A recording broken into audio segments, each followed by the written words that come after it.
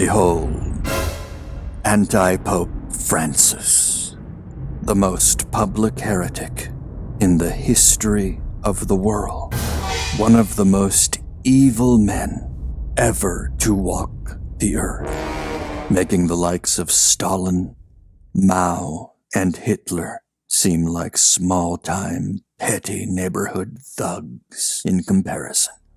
For Francis is leading millions upon tens of millions upon hundreds of millions of souls to eternal hell. Be not deceived by his false gospel. Be not deceived by his sugary words and his false humility. If you follow this man, you will end up in hell. One cannot simultaneously follow Francis and practice actual Catholicism. The two are mutually exclusive.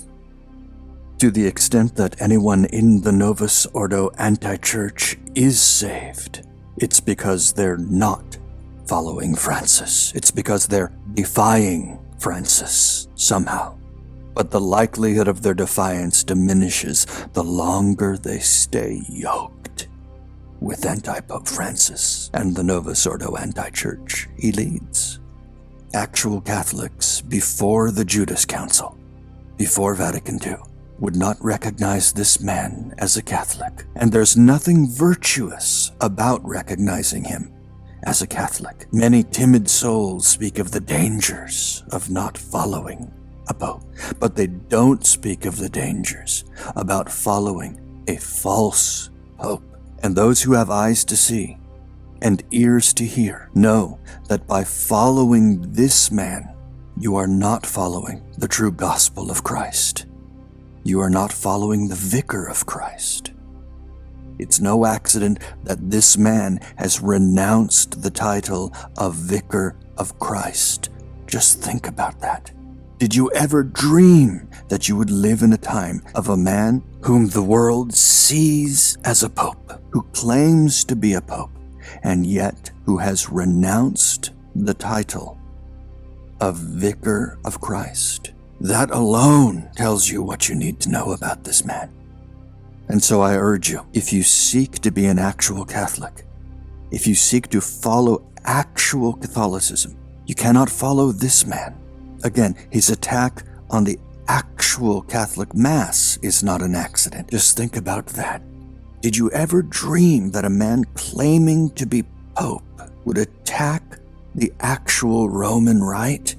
And yet this attack, this diabolical attack, has been met with mere murmurs from those few today who still embrace actual Catholicism. We've become desensitized to all of the things these papal pretenders since Vatican II have done and said. We need to resensitize.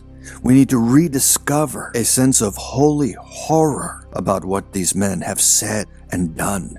For example, what John Paul II did at the 1986 Assisi event. Blasphemy. Utterly scandalous what he did at Assisi.